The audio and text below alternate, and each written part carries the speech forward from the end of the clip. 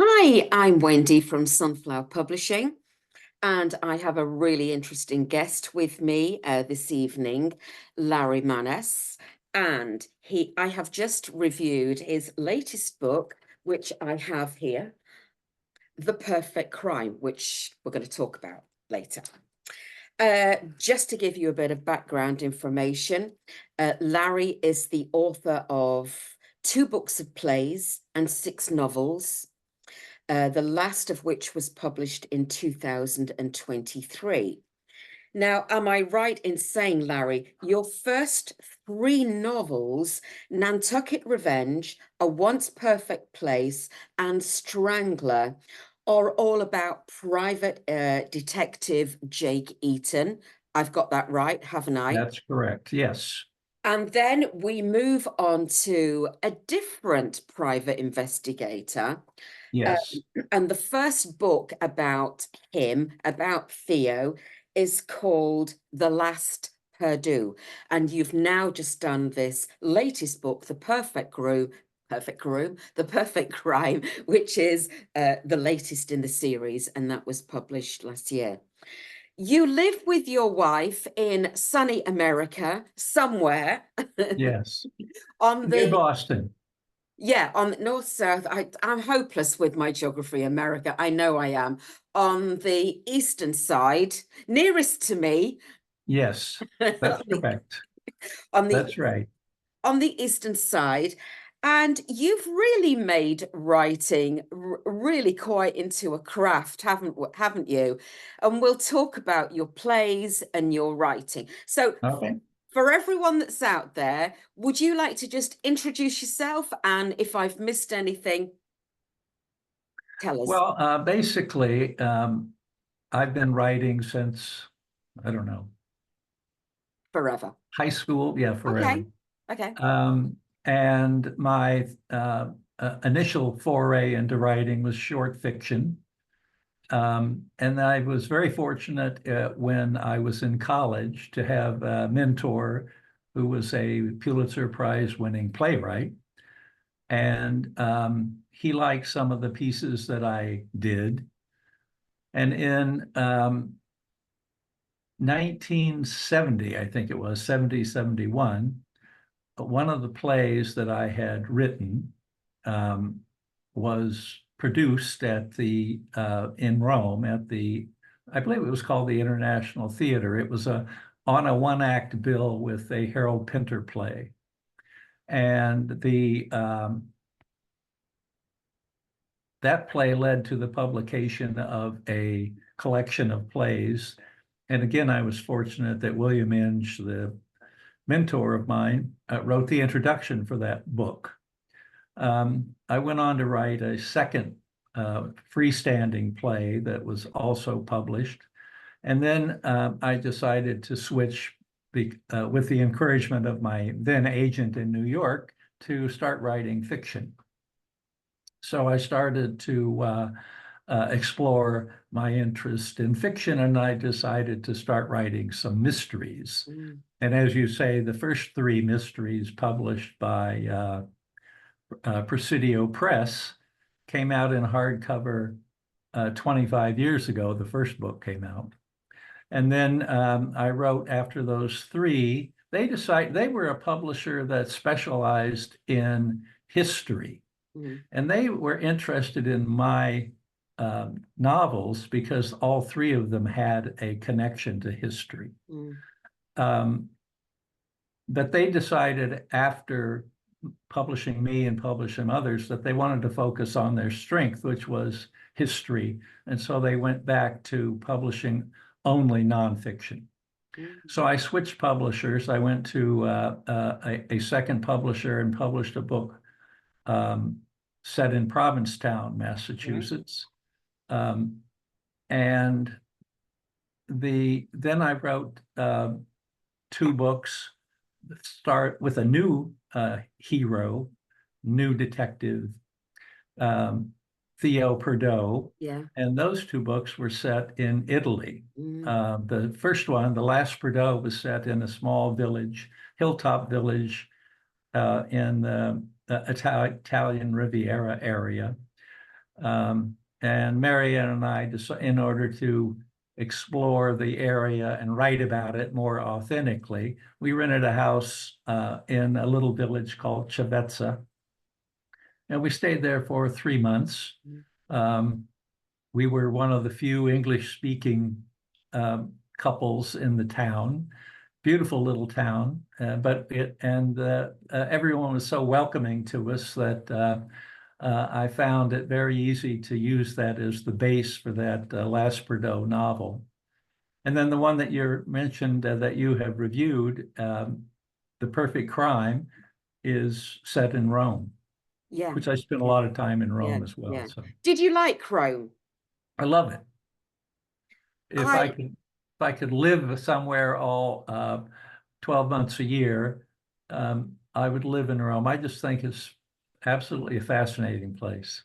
I'm right in saying that there are no Italian connections in the family. You don't have mafia connections. None. No, it's just you seem to write about it with quite with quite some maybe some in-depth knowledge. And I thought, I wonder if he's got any mafia connections here.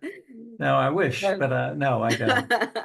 yeah, yeah. But I lived in Rome when my play was down there. I was there for 6 months. And then Marianne and I went back for various lengths of stays, several months at a time. So we got to know the area well. Yeah. I think writers need to know physically where they are if they're going to read authentically to the person who's picking up the book. Sure. If we start talking about The Perfect Crime, Right. and no, let's go back to the first one because that's kind of the link, isn't it? Yeah. Now, the first book, which is Theo, the private investigator, Right. the last Perdo was inspired by the Nazi pillage of thousands of art objects during World War II. That's right. And I wondered, had you seen The Monuments Men, the film? Where did that come from? That, I mean, obviously you started to do some research, and it is well known. I mean, isn't it? Right. It's well known that, the Nazis took thousands of these Right. art objects, and filled caves to capacities. Right. And you said that you read several histories of the period and then traveled to northern Italy to actually look for yourself. Right. So what was it about that part of history, which is reasonably recent, really, Right. that just fired your imagination? Well, it actually started with a character. There's a film series all over the world. There are film festivals and so on and so forth. Well, there's one in Nantucket. And so I was on a panel in a film festival in Nantucket with a producer. And he was telling me about a person that he knew who was a man in his 40s who was a librarian at a major American university who was told about his biological parents that he never knew that he had. He didn't know that he was adopted, in other words. And I thought, well, what really would happen to a character if, in fact, that kind of information was dropped on him? I mean, it must just upend life extraordinarily. So that was the beginning of the book, actually, was a character like that. So I created Theo Perdo, who thought his name was Theo Zachary.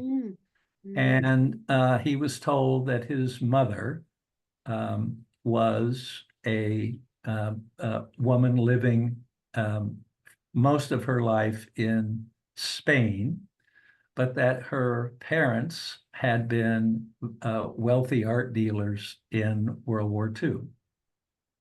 And so given this information, Theo decides to go exploring to find out who really he has as a family, biological family.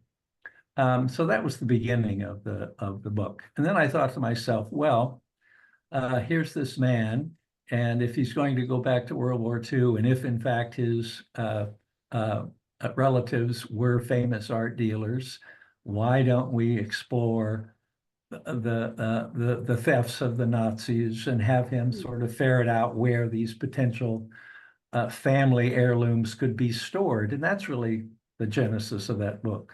And did you think that to make him into an authentic PI, he really needed a background working for the police? Yes, he was You felt that was the natural. I mean, it is in a way. There aren't there many policemen that move on to being a PI. right. They've still got the contacts, so it's easy for them to track down numbers and people because they've got those contacts. So I wondered if that was just the natural progression. Let's Yes. make him a policeman. Let's give him some kind of accident, really, Yes. so Right. that would, I suppose, finish his career as a working police officer. That's correct. You know, and it kind of evolved from there. So then he goes into private Right. investigation. I mean, I Right. said in my review, I didn't know whether I got him or not. I didn't know if I really got to know this character. Right. I felt that there were so many things about him that were admirable. Yes, he was going to be honest. He wanted to get to the truth, kind of a tough guy, but there was a big heart in there in a way. But I don't know if I ever really felt that I knew what made him tick, other Right. than he was on this mission. He'd been hired to do this job, and he was going to do it to the best of his ability. Right. Is there more to this guy? Will there be more to this guy in a future book, Larry? Well, I'm the initial stages of research. I'm fascinated by Thomas Jefferson. Right. And Jefferson had a quirky way of identifying pieces that he liked that he shipped back from France to the United States. And some of those were art pieces. With Theo, I'm going to stay with the thematic overlay of art because of his background. Right. So my thinking is that there might be a connection between Jefferson, one of the pieces or some of the pieces that he shipped back that were somehow or another recently discovered, and it leads to various kinds of connections. But it's embryonic at this stage. Yes, I don't really know if it's going to work or not. And what flaws would you say he had? I was trying to find some, but I couldn't really. You know, this is the guy that, you know, he seems to know his wine. He knows his Italian food. He can find his way around, you know, the Eternal City. You know, Right. he never got lost. You know, does he have any flaws? Well, he's divorced, so that's one, Yeah, I would okay, say. right, right. But he is, I mean, all characters have flaws. Yeah, I Yeah, couldn't find too many though. I couldn't yeah. see it. I think that he is, I like him because I think that he's clever. Yeah, Uh, he's a good guy, isn't he? he's a He's a good good guy. guy. Yeah. And, you know, he wants to find the truth in these situations that seem so muddled. Mm, And that's really why people read mysteries anyways. They want to find out. They like to jump ahead and of find course. out, can I figure it Yeah. out before the Yeah. detective Oh, figures it yeah. I don't know whether it's a British out? thing, but we have a lot of books which are made into TV dramas with a Right, private investigator, but they always have quite a lot of flaws. Maybe they drink a lot, they're too aggressive, you know, they're always beating people up. And I was kind of looking for that similarity in Theo. right.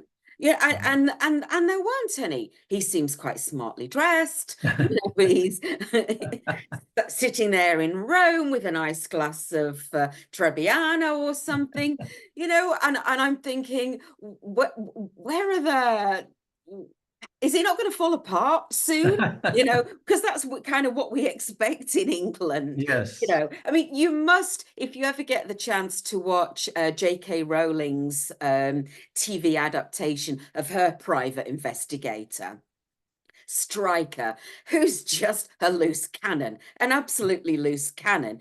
Uh-huh. Good guy gets the bad guy, but Uh-huh. such a loose cannon with his drinking and all the rest of it. Whereas, you know, Theo just seemed, yeah, a really nice guy. You just go and like to have dinner with, really. Yeah.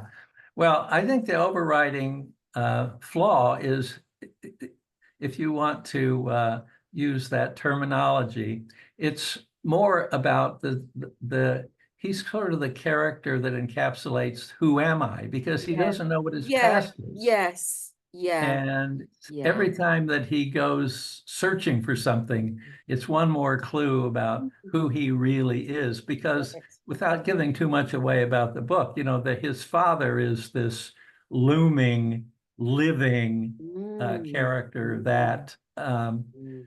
is in many ways Theo's Achilles heel. Yeah. Yeah. So I think in that sense, he is um, his flaw is really his life. Absolutely. Yeah. Yeah. I suppose I would go along with that. Um, you also, you've said in other interviews how you do like to visit the location so that Right, you create this authentic voice. right. And you selected Rome because it's full of Italy's full of thieves right from the beginning. So I thought that was an interesting one, really. I mean, you know, if one wants to write anything about corruption and yeah, you know, things going missing, and I can see why you would choose Italy. And then you also said that private villas and museums and churches are open to the public, and they don't really have that much security to protect them. So walking off with a treasure would not be so difficult. And I hadn't really thought of that before, to be honest. I think I might look for that now when I go back to Italy in a few weeks, and see if there's anything that I can, you know, pick up from, you know, Drop it in your satchel and yeah, walk off. pick up from the Vatican. So I thought that was interesting. And, you know, so you can use these powerful Roman families. And I did say in my review that I really, really love the way that Rome is portrayed. And if it's okay with you just to read out a short, I just couldn't decide which extract I was going to use about Rome. But you know, there were so many, but this is a lovely one, the about the Campo di Fiori. The Campo di Fiori exudes a hectic carnival atmosphere in the early morning. Pushcarts filled with multiple kinds of salad greens, beside counters stacked with onions and peppers, are rolled in. Small tents blocking the sun are erected as lemons, limes, and oranges are offloaded from the three-wheel ape trucks. Bustle and noisy chatter fill the square with energy. A new day has begun in this place of orderly abundance. That's really nice. It's Thank just you. beautifully written. And if you didn't know Rome and you've never experienced first thing in the morning when the market traders are out, that absolutely captures it, doesn't it? It does, you know, that our apartment, when we Yeah. went there for a 3 month stay, our apartment was at about a 2 minute walk from the Campo.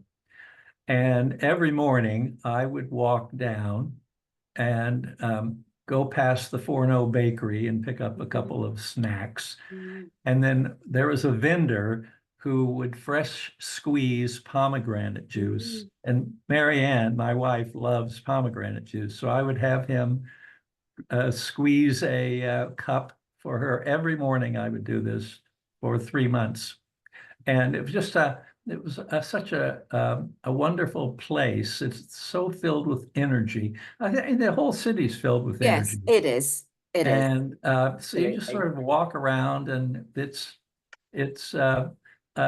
eye-opening. I would Yeah. walk virtually every day Yeah. over to St. Peter's Mm, and just walk in. And at this time, the first time I was there, the Pietà was not covered in glass and so on and so forth. It had yet to be smashed. So there's a lot more freedom to come and go without all the security and all that sort of business.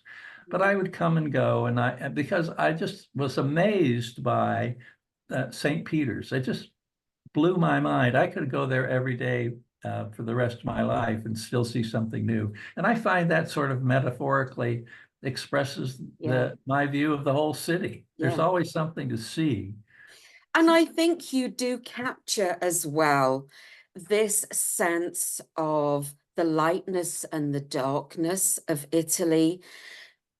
Having a house in Italy and talking to Italian students, teaching them every day as I do see an Italy of two sides, the Sure. lightness and the darkness, the Right. lightness in the people, the lightness in the beautiful buildings, the weather, the food, and yet there is a sense of darkness with the mafia, and I do know it exists because Right. I've spoken to enough students about it. And the corruption that goes on, and I do think you really get that. You really do pick that up. It's just two sides, isn't it? The lightness Right. and the darkness of Right. Italy. And I do think that comes out in the book, Yeah. for anybody Good. that's reading that. And before we leave the book, I just wanted to, if we go to the synopsis of The Perfect Crime, Right. which was inspired by true events. It Yes. was inspired by the robbery of Boston's Gardner Museum, Correct. which is it's really nice. I like that kind of a story. It's partly true. I mean, I felt myself doing so much research on this beautiful gallery that looks amazing, Yeah. and then finding Beautiful out, well, spot. yeah, it looks gorgeous, beautiful. And the history of this museum, how it's almost like a private mausoleum of Right. of is it Isabella? Isabella, isn't it? That's right. Isabella Isabella Gardner. Stewart Gardner. That's right. Isabella Stewart Gardner. Right. And there can't be many places like that, really. So just go back to this museum that really does exist, and it looks beautiful. Well, Isabella Stewart Gardner she married a very wealthy man, and they traveled in high-end circles during the period when the wealthy were doing the grand tour of Europe. Mm, And Isabella Stewart Gardner was a woman who wanted to get involved in the collection of fine pieces of art. So she hired Bernard Berenson of Harvard to be her connection to these pieces when she couldn't go herself.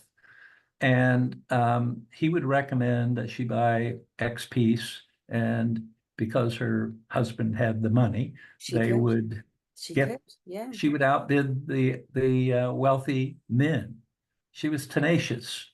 So she made this enormous collection, put together this enormous collection.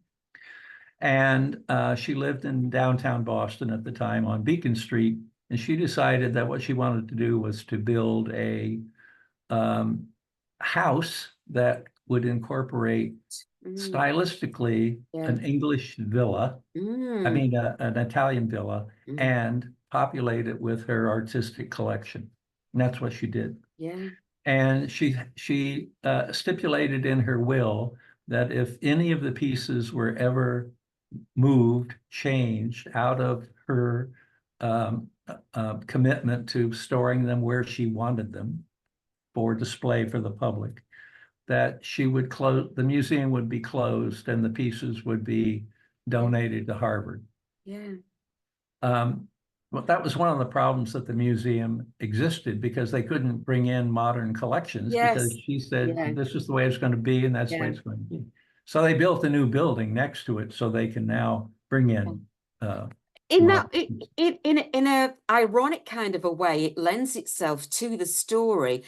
Because, you know, as we learn, well, didn't they have CCTV? Didn't they have, you know, sensor systems? Didn't they have that? But the very Right, nature of the fact that it was this private museum, right. and she didn't want anything changed, That's so right. she didn't have, and they didn't really have the money, I guess, either. They didn't have these sophisticated Right, security systems right, in place that perhaps the British Museum would have, or the, right. you know, the Yeah, National Portrait Gallery would have. correct. So, in a way, it was kind of ripe for the taking that there would be a Yeah, robbery there, really. yeah. The robbery took place in 1990. Yeah, And at that time, the security personnel at the museum were part-timers by and yeah, large, yeah, college students, yeah, retirees. Training was slipshod.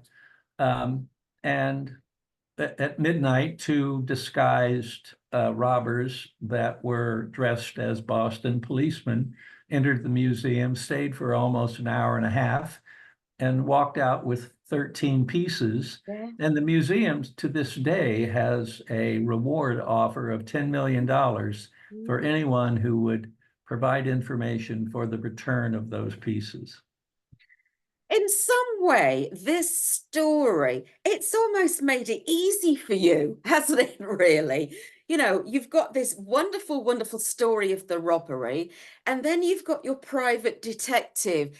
It's Right. almost like I mean, most writers just sit there for weeks and months, you know, thinking of the characters and the plot and how it's going to finish and how it's going to flow.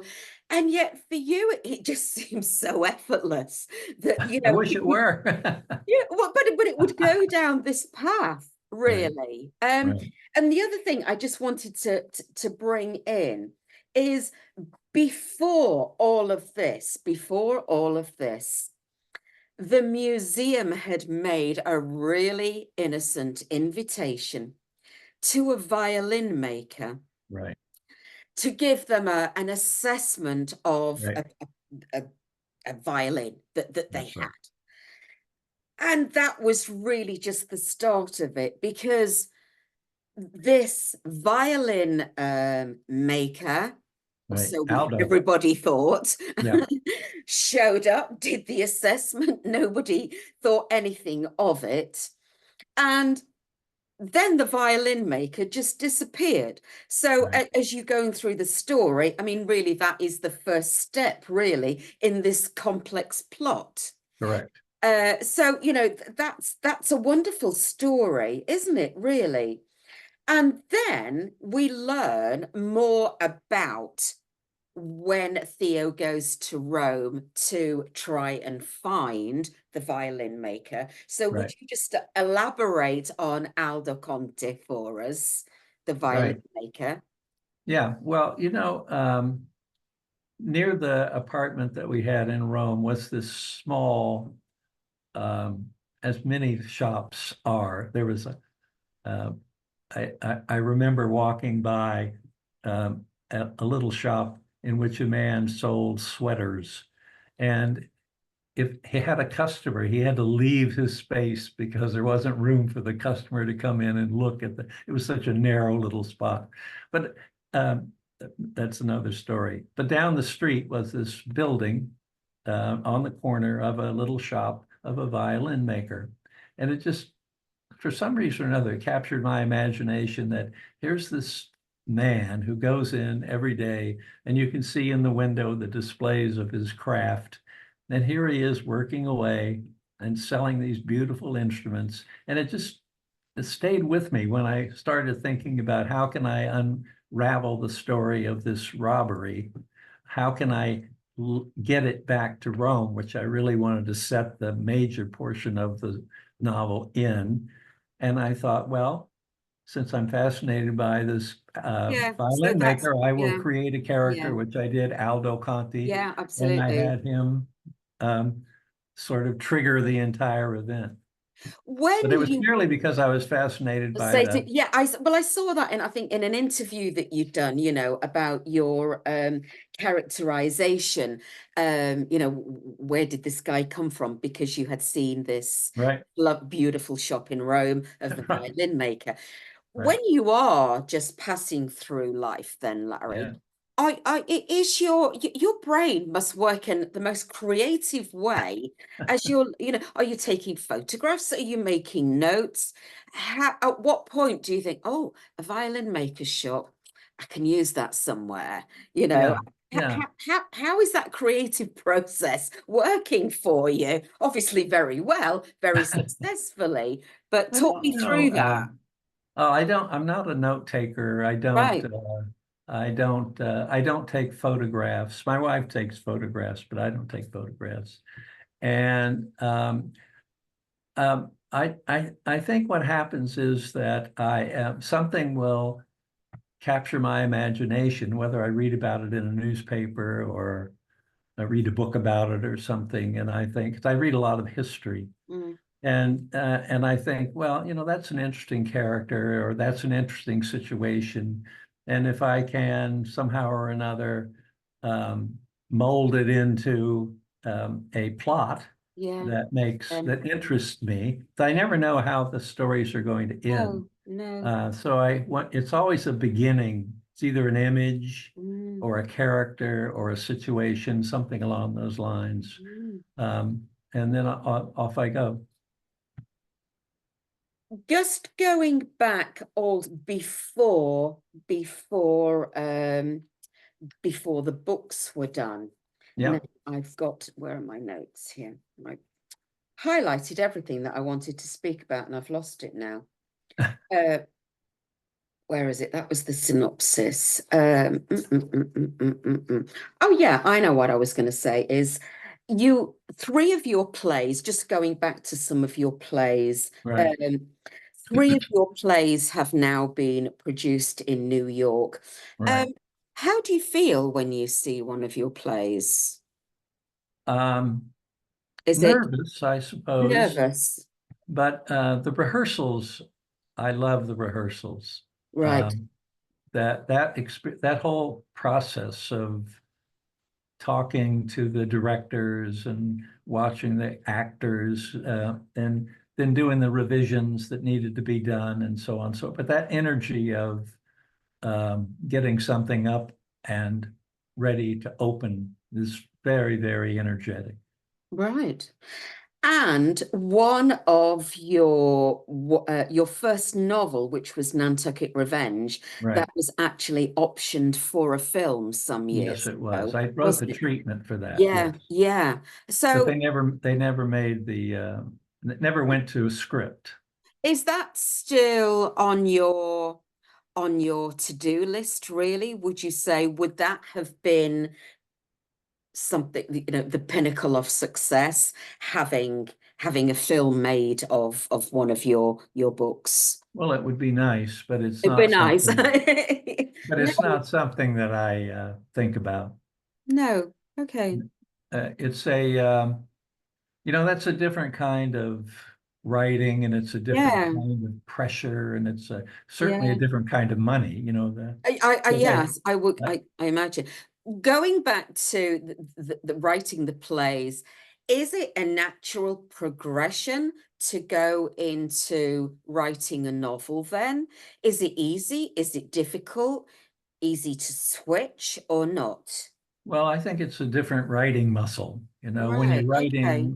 When you're writing for the stage, you're writing. I usually think about a play as being there's a central idea, Right. whatever that idea happens to be, Yeah. and it's reflected by however many characters you have, what they think about the idea, what kind of conflicts the idea creates, and so on and so forth. Mm, So it's a very focused sort of thing. Whereas a novel is kind of a rambly sort of animal, and right. it and you can move it from A to B to C.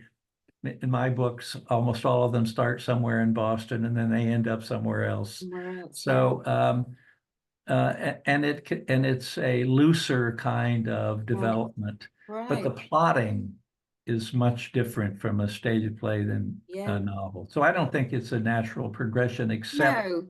I except that, wondered because one of the ladies who's you know, I do my writing retreats in Italy, right, and one lady who's come every year is a wonderful lady called Anne, who's a new, well, she was when she was, you know, she's retired now. She was a playwright in New York.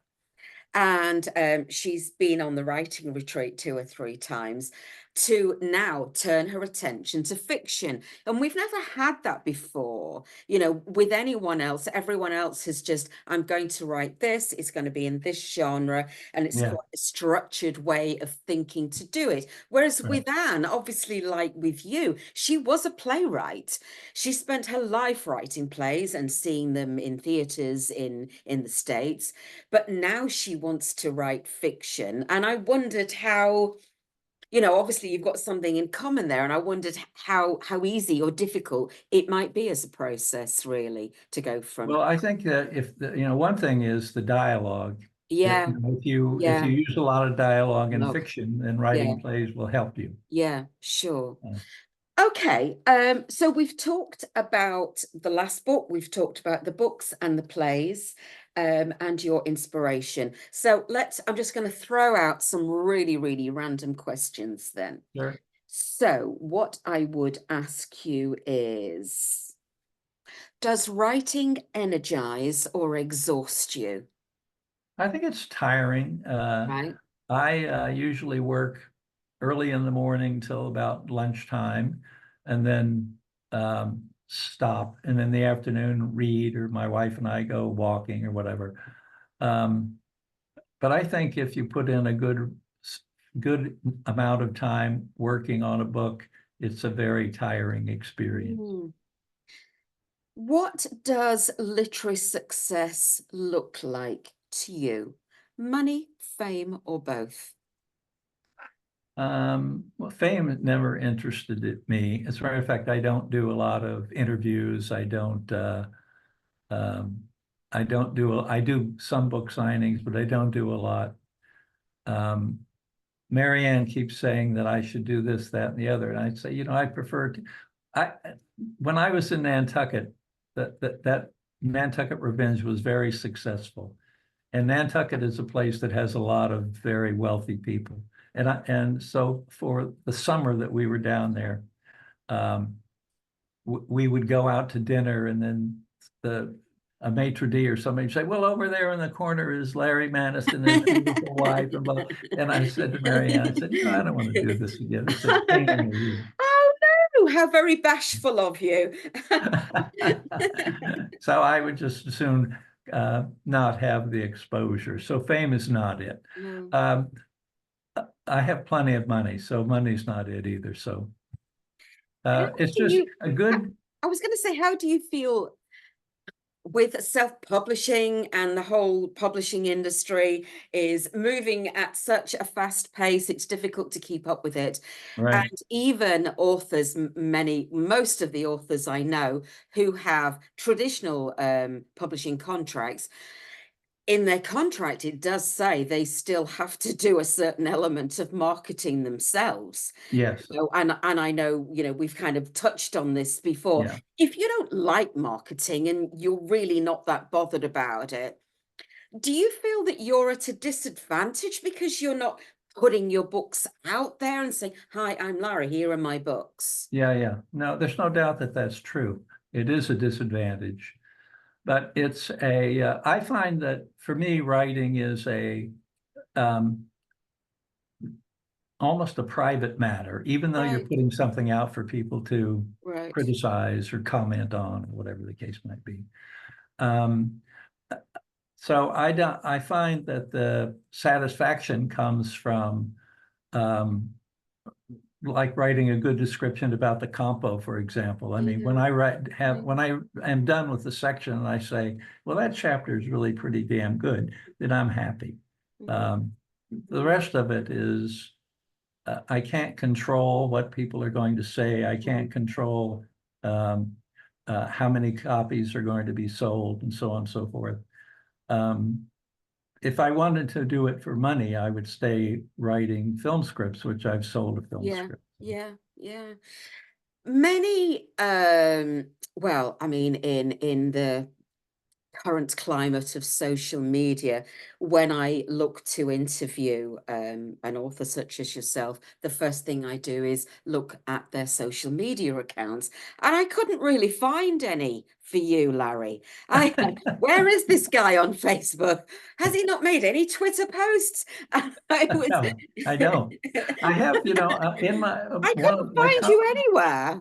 My contract says that I have to have a website, so I do have a website. Yes, you do. Yeah, you do. But I don't do much with it No, because you don't. No, I got that. Where are the links here? Where is this going to take me? Where does this go to Instagram? I suppose it's hard in a way. I mean, I'm not an author. I just like talking to authors. Authors have to be so transparent in a way. And I have to say, I think that their readers, their followers want to know, well, where did Larry go on his holidays? We want to see a picture of of him and his wife in Rome, with a glass of fresh pomegranate juice, because then we would get it. Yeah. And there isn't any of that with you. It's a very private thing, and it was really difficult trying to really dig deep to find some information about you. And really, I don't know. I think it's just a new era that we're going to, isn't it? With publishing, with so many books out there, and Amazon. Right. Love it, hate it, whatever you feel about it. Right. Somehow, a lot of authors, I think, are just thinking, well, I've just got to do something a little bit different to try and get the readers. I mean, you have got an established following anyway, because, you've, with the plays and books that you've written. But, for new authors coming into this market now, they're just tiny, tiny fish in the middle of a big sea, and they're just not going to go anywhere unless they embrace, okay, let's do some podcasts, let's do some Twitters, let's do TikTok. And you don't do any of that, and I respect that.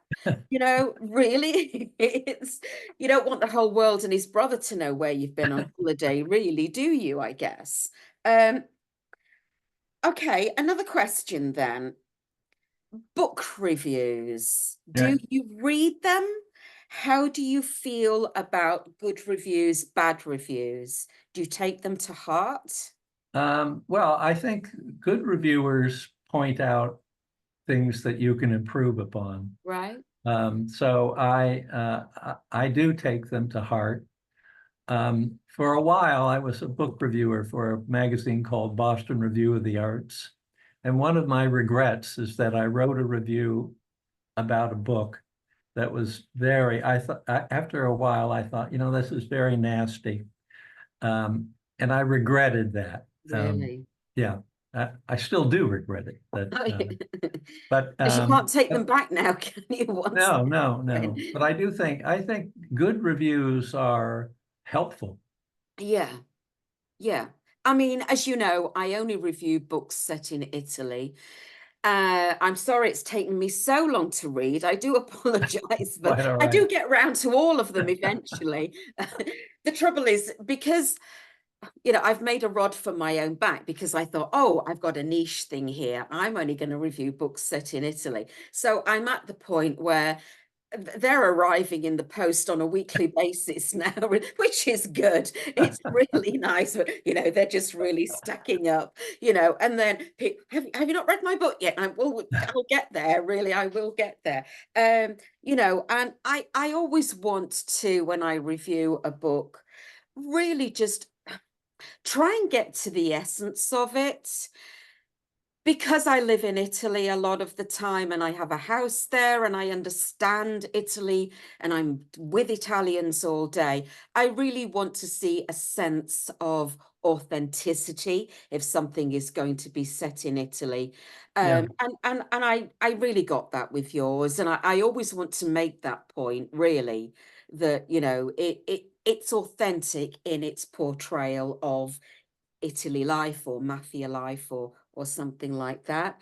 And I just really want to point out to people why they should buy it, basically. Why they should buy it, what it's got. I mean, I hope you felt that I did the book justice with the I read. did. I thought you did a very good job. I Yeah, appreciate it thanks. as well.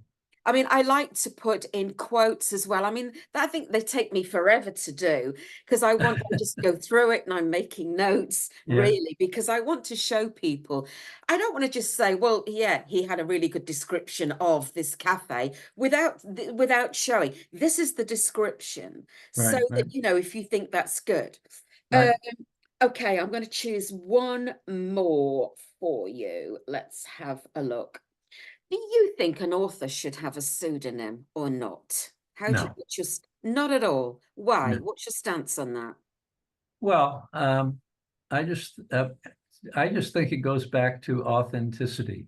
Right, The book ought to be authentic, the author ought right, to be authentic. right. Then you ought to Okay. stand up for what it is that you're putting out there. Yes. Okay. Um, in The Perfect Crime, because we'll use that as an example, what was your hardest scene to write, would you say? Hmm. I think that probably the ending. Right. Um, Which we won't do the spoiler thing, but okay, just skirt around that. The yes, ending. the Okay. how to um, make sure that the elements that I put in the first chapter Yeah. as teases were followed through and tied up in the Right. last chapter. And one of the hardest things to do is, at least for me, is to make sure that all of the little threads Mm. connect at some point. I think that's very important. Yeah. And so the ending wasn't so much how to resolve the story. It was make sure that all the connections were Yeah. connected. But in some ways, it must be so much harder to write something like that than just a romance, because when you read a thriller and then you get to the end and you think, well, oh, it was the guy in the raincoat. Well, how did we get to that? Yeah, What happened about that other bit? This woman that fell off. Where did she? yeah. I don't like that in a book I mean, years and years of watching Columbo on the telly, that kind of thing, Right. where, and it's just niggling in his brain, Yeah, yeah. one more thing I just need to check with you until he's got it all, doesn't it? Did you know the ending when you started the book, or you just No, I no, never know the ending. no, you'd never know the ending. No. So, and you're pleased with when you get to the end, you're pleased with the ending. Do you go back and check all these bits? I mean, have you got notes everywhere? Have you got post-it notes on your wall to make sure that you've got I all do these have a bits stack of covered? notes. I have a stack of notes. I have papers everywhere in my writing space, the little Right, pieces of something that I write down right, um, to help me keep track of all that stuff. But right. the ending, I mean, writing to the ending is, I'm curious about how the characters are going to evolve and get to where it's a natural conclusion. Yeah, Um, yeah. I don't like forcing things to the No, end no. because readers pick up on that very quickly, that Yeah, you're sort absolutely. of cramming this Yeah. in there so you can Unbelievable plot. exactly make Yeah, that point. absolutely. Do Nobody you wants to and do you write to watch make a point. do you watch many detective programs yourself? No, Not at No, all. Not for no, ideas, not for nothing. No. no. Okay. Most of my entertainment is I read history, Right. I read travel books, Right. um, I read cookbooks, Right. I read um, sailing magazines and things of that nature, but I don't watch a lot of mysteries on No. television. My wife is fascinated by Midsummer Mysteries or something like that. I think that's the name of Yeah, it. I mean, come on, how can one village have so many deaths over the summer period? You know, That's it's a little strange. yeah, But there's, going back to the master, probably Agatha Christie, right. who just had this style. Even now, I don't think it's a genre that I don't think is ever going to fall out of favor with people. No, I don't either. People always want a good mystery because I think they always want to think, I know it was him, it was her, it was Right, them. right. And even now, I think there's always going to be, it's such a popular genre, and I think it always will be. And I think there will always be room for a really good thriller mystery. Yeah, Really. me too. I hope Uh, that's true. yeah, well, oh, I'm sure if it's done well, I'm absolutely sure. So you've got a website. Yes, I've seen the website. So if any readers want to buy your books, Larry, where should they go, please? Well, Tell Barnes and everyone. Noble, other Okay, book, independent bookstores, right. excuse me, and they can buy it through Amazon as Yeah, everybody else can, yeah, yeah. So typical Okay. outlets. Yeah, okay. Well, thank you so much for your time Well, today. It's thank you been for inviting me. I appreciate it. And it's thank you for the review. I'm well, delighted that yeah, you, I mean, it's my pleasure. It's my just one more thing. I like the cover. Who did the cover for you? I was going to ask you about that. that's the art department at the, Right. Did yeah, you have much say in that? I did. Well, I said that I thought it was a great cover. I did Yeah. too. Yeah. Yeah, I like the cover. Yeah. Nick, are you headed over to Italy anytime soon? Not anytime soon. We are thinking about making another jaunt to Rome for the winter. Right. Right. So we'll see if we pull that off. Well, if you do, please look me up because I'm only 2 hours away. Ah, terrific. In I uh, will. in my region is Abruzzo, so fantastic motorway from, well, direct from Rome straight to Abruzzo, which is my region. It's a really, Nice wine country. yes, Montepulciano, Trebbiano. Yes. Yeah, we've got some good wine, really good wine. Thank you so much again for your time, Larry. I really appreciate it. Please stay in touch. I Any more will. books coming out there? But when you have a moment, read the Last Perdoe. If you Yeah, want to read I was, about the yeah, want to read yeah, about a small Italian hilltop yeah. village. I really like the sound of that. Yeah, I'm going to put that on my list. You're swamped, but when you get unswamped, thank you again. Yeah, and listen, and you, and enjoy your day. Ciao. Bye. Bye.